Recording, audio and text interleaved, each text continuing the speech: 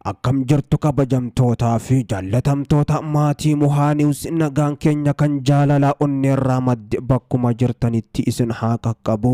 Daawwattootaa fi hordoftoota maatii Muhaa Niwus, namoonni YouTube chaanaalii keenya Muhaa Niwusiif haarawaa taatan Muhaa Niwus subscribe gochuudhaan maatii nuuf taasisaniin jecha erga subscribe gootanii odeeffannoowwanii fi akkasuma qophiiwwan garaagaraa akka isin qaqqabaniif mallattoo bilbilaa banachuus hin dagatinaa isiniin jenna.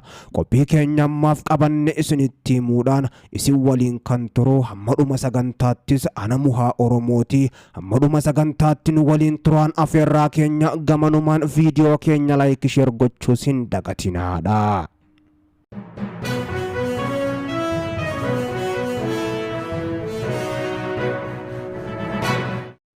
Guyyaan isaa muddee 22 bara 2023 ture kan waraanni mootummaa lakkoofsaan 700 oltu ammoo naannoo Beenishaangul Gumuz aanaa Muwaakomoo magaalaa Tongorraa ka'uudhaan ammoo gara lixa Oromiyaadhaa guree bahuudhaan magaalaa Koobar seenee ture. Achi ammoo kan geef humni waraanaa guddaan kun opereeshinii gochuudhaafis kan ture oggaa ta'u, opereeshinii kanaan waraana bilisummaa Oromoo cabsuudhaafis kayyeeffachuudhaan achitti kan qajeeleedha. Haa ta'u malee waraanni bilisummaa Oromoo WBOn otoo humni waraana mootummaa guddaan 700 ol ta'e kun achi hin gahin ammoo riqicha guddaa daangaa Oromiyaa irratti haxxee hidhuudhaan eegee kanneen lakkoofsaan danuu ta'an achitti barbadeessuudhaan hedduu isaanii booji'ee hedduus baqachiisee jiraachuu beeksisee jira. Waraanni mootummaa kun waraana bilisummaa Oromoo WBO achitti argaman barbadeessuudhaaf opereeshinii jalqabe kanaan ammoo humna isaa 300 ol taatu achitti dhabuudhaanis Beenishaangul Gumuz aanaa Muwaakomaattis deebi'ee jira. Jalqaba ammoo magaalaa Tongorraa ka'uudhaan gara guree bahuudhaan ammoo magaalaa Koobar seenee achitti lola guddaa naannoo magaalattiittis gochaa kan ture. Otoo hin milkaa'in ammoo lolichi waraana bilisummaa Oromoo WBOdhaanis injifannoon xumuramee jira. Giddu galeessa Oromiyaattis yeroo lolli jabaan WBO fi mootummaa gidduutti gaggeeffamaa jiru kanatti waraanni bilisummaa Oromoo WBOn gama isaatiin injifannoo gurguddoo gonfachuudhaan funyaan Finfinnee jalatti humnoota mootummaadhaa biyyatti makaa jiraachuus beeksisee jira. Humni mootummaa Beenishaangul Gumuz aanaa Muwaakomoo magaalaa Tongorraa ka'uudhaan ammoo naannoo magaalattiitti waraana bilisummaa Oromoo WBO adamsuudhaaf baate guutumattuu humna waraana bilisummaa Oromoo zoonii lixaatiin adamfamuudhaan afaan leencaa buutee jirti jechuun ammoo jeneraalli tokkos kan dubbatan fiild maarshaal jeneraal Birhaanuu Juulaatti. Sunis dhukkubbii hamtuu bawwaa isa hamaa mataati jedhamaa jira. Qondaalli mootummaa tokko kan maqaan isaanii akka heeramu hin barbaanne waraanni mootummaadhaa yeroo duraatiif ammoo guyyaa tokkotti 700 ol humnoota waraana bilisummaa Oromoo WBOdhaan ammoo barbadeeffamu. Hedduun isaanii ajjeefamanii hedduun ammoo yoo madaan hedduun isaanii kan baqatan kun ammoo mootummaa muummee Abiyyi Ahmad waggaa 5 biyyattii gaggeessaa jiru keessattis mudatee hin beeku. Kuni nuuf salphina jechuudhaan fiild maarshaal jeneraal Birhaanuu Juulaa dubbachuun isaaniitis dhagahamee jira. Walwaraansi waraana bilisummaa Oromoo WBOdhaa fi mootummaa gidduutti gaggeeffamaa jiru erga marii marsaa lammaffaadhaa ammoo fashalaa'ee kan durii caalaa jabaachuudhaan lafoo fi qilleensarraan gaggeeffamuu kan itti fufee tarkaanfiin kaleessaa ammoo WBOn fudhates kan mootummaa Abiyyi Ahmad akkaan naasise oggaa ta'u. Kibba Oromiyaattis ammoo lola jabaa torbee kana keessa gaggeessaa ture waraanni bilisummaa Oromoo WBOn humnoota mootummaadhaa kumaa ol ta'an barbadeessuudhaan dhibbootaan kan lakkaa'aman ammoo booji'uunis dhagahamee jira. Humnoonni mootummaa booji'aman kunneen ammoo WBOn dabarsee gaafa dhaabbata fannoo diimaatti laatu kun salphina keenya guddaadha. Waraanichi amma kana ammoo WBOdhaan booji'amuun marii isa sadaffaa irratti WBOn olaantummaa isaa mul'isuudhaaf jechuudhaanis ajajoonni olaanoo waraana biyyattiitii fi muummee Abiyyi Ahmad naannoo humni isaanii itti booji'amee ture hundatti ammoo haleellaa qilleensarraa jajjabduu ammoo raawwachuufis akka jiran dhagahamee kan jiru. Waboon ammoo jiddu galeessa dabalatee lixaa fi kibba Oromiyaatti ibidda gurguddaa humnoota mootummaatti qabsiisuudhaan daaraa botara gochaa jiraachuu kan beeksise. Dubbiin Fiild Maarshaal Jeneraal Birhaanuu Juulaa dubbatanii turan ammoo waboodhaa fi mootummaa gidduutti mariin marsaa sadaffaa gaggeeffamus ni mala jedhan abjuu ta'uudhaan waan hafuuf deemu fakkaata. Lolli itti fufuudhaan jiddu galeessa keessatti kumoota dhibbaan kan lakkaaman qeerraa buqqisuu irratti argama. Kumootaan kan lakkaaman madeessee dhibbootaan ammoo kan lakkaamanis lubbuu galaafatee jira namoota nagaa. Waboo fi mootummaa gidduutti lolli gaggeeffamaa jiru kanaanis lubbuun hedduun darbaa jiraachuu keessa beektoonni yoo himan ammoo mootummaan akka waboo dhehee gara marii marsaa sadaffaatti fiduudhaaf jiru erga dhaadate haga ammaattis kisaaraa malee injifannoos argachaa kan jirres himameera.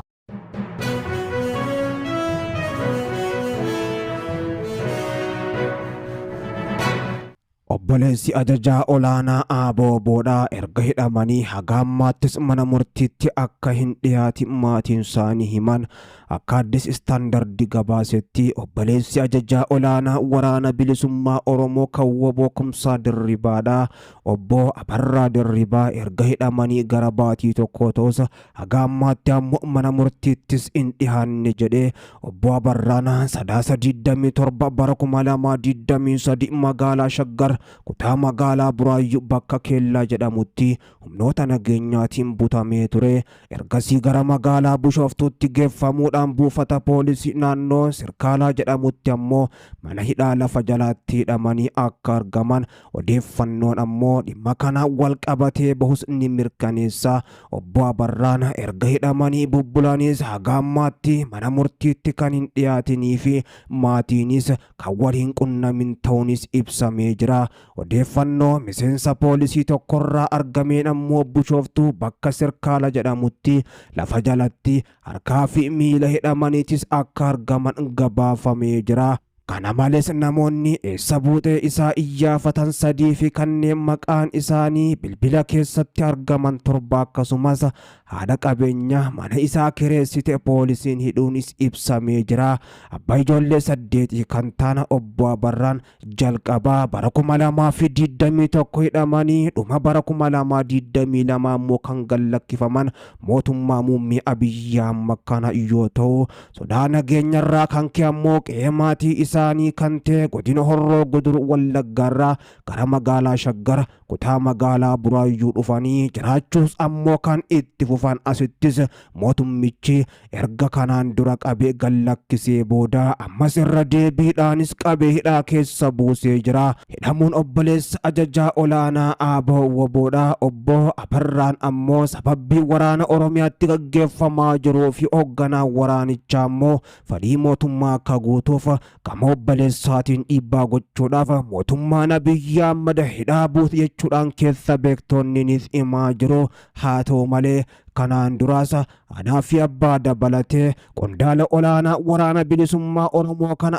mootummaan yeroo garagaraatti maatii isaanii hidhaa keessa buusaa turuun ni yaadatama. Garuu ammoo ajajaan waraanichaa rakkifamuu, hidhamuu, tumamuudhaa fi akkasuma ammoo buqqaafamuu maatii isaatiif lafarraa ammoo otoo harkaan laatiin waraanicha itti fufuudhaan qabsoos asiin gahee jira kan jedhan ammoo keessa beektonni gochi hamaan akkanaa kan qabsaawaa tokkoof jecha ammoo dhiibbaan maatii irratti godhamu gocha gadhee fi akkasuma siyaasa haalooti kan jedhan hayyoonni Oromoodha. Gochi maatii qabsaa'otaa adabuu kun ammoo yeroo dhiyoo asitti kan jalqabe bulchiinsa muummee Abiyyi Ahmad keessatti ta'uudhaa fi mootummoota ammaan dura darban keessatti darguudhaa fi akkasuma ammoo gaafa wayyaaneetillee raawwatamee kan hin beeknedha. Gochaan kun gochaa salphinaatii fi akkasuma kan qaanfis hin qabne jechuudhaan keessa beektoonni gocha muummee Abiyyi Ahmad raawwataa jiran kanattis quba qabanii jiru.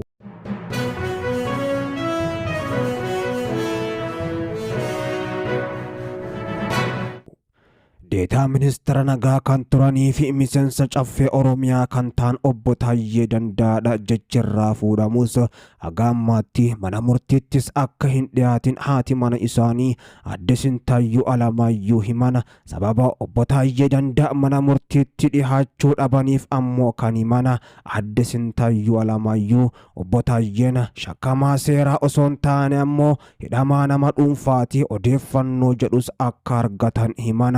Hojjettoonni Komishinii Mirga Namummaa Itoophiyaa dubbisuudhaaf dhaqanii akka hin milkaa'innis himanii jiru. Muddee 12 bara 2023 kan hidhaman deetaa ministeera nagaa Itoophiyaa kan turanii fi miseensa caffee Oromiyaa kan ta'an obbo Taayyee Dandaa haga ammaatti akka mana murtiittis hin dhiyaatin maatiin himanii jiru.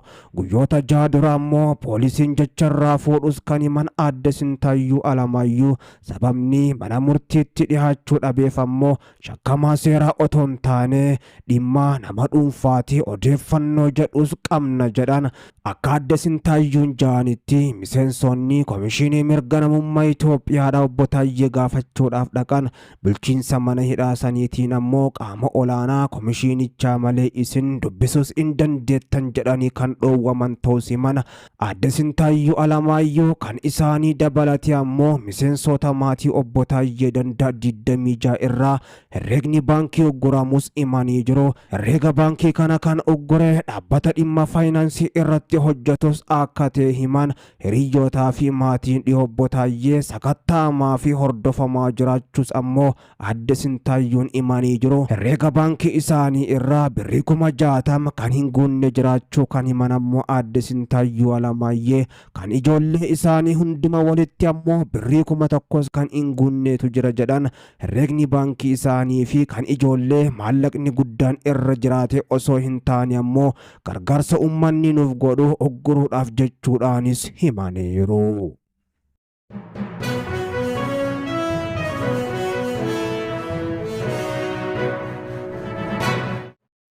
Waraanni bilisummaa Oromoo WBOn lola guddaa giddu galeessa keessatti humnoota mootummaatii waliin gaggeessaa jiraachuu beeksisee jira.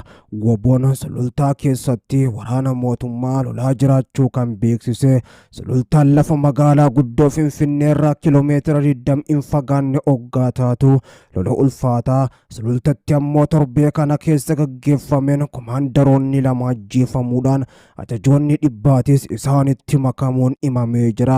Waraanni bilisummaa Oromoodhaa godina kaaba Shaggar sulultaa iddoo hedduutti lola gaggeessaa jiraachuu kan beeksise lola ulfaataa sanaan injifannoo guddoo goonfachuudhaan humnoota mootummaa akka baala mukaatti harcaasuun meeshaalee gurguddoo boojuudhaan konkolaataalee waraanaa hedduus waraanumaa waliin barbadeessuu himee jira.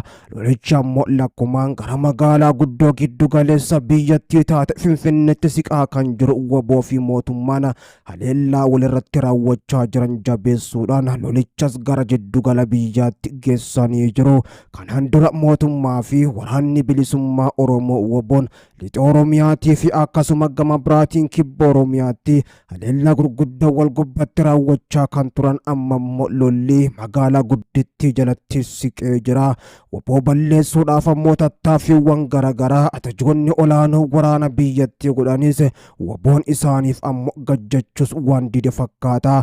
Lolli ulfaataa yeroo ammaan tana sulultaa keessatti gaggeeffamaa jiru muddama guddaas akka uumeetu himamaa jira. Lolli ulfaataan jiddu galeessaa sulultatti gaggeeffamaa jiru muddama hamaa akka uumeef guyyaa har'aan tanaa ajajaan waraana biyyattii Fiild Maarshaal Jeneraal Birhaanuu Juulaadhaa imala isaanii gara sulultaatti ammoo jalqabanii akka jirus kan himame. Kanaan dura ammoo muummee Abiyyi Ahmad guyyaa kaleessaa marii waajjira isaatti gaggeessaniin magaalaa Finfinnee ittisuudhaaf rayyaan ittisa biyyaa isiin baates ammoo qophaa'uu akka qabu ergaa ajaja dabarsanii booddee ammoo humni waraanaa guddaan guyyaa har'aan tanaa helikoophtaraa fi lafoodhaan naannawa sulultaatti bu'aa jiraachuunis himamee jira. Lolli kan durii caalaa sammaachuudhaan WBO fi mootummaa gidduutti gaggeeffamuu kan itti fufee Ameerikaa dabalatee biyyoonni lixaa ammoo 10 ta'an guyyootaan dura lolli Oromiyaa keessatti adeemaa jiru isaan yaaddeessuu himuudhaan ta'uudhaan ammoo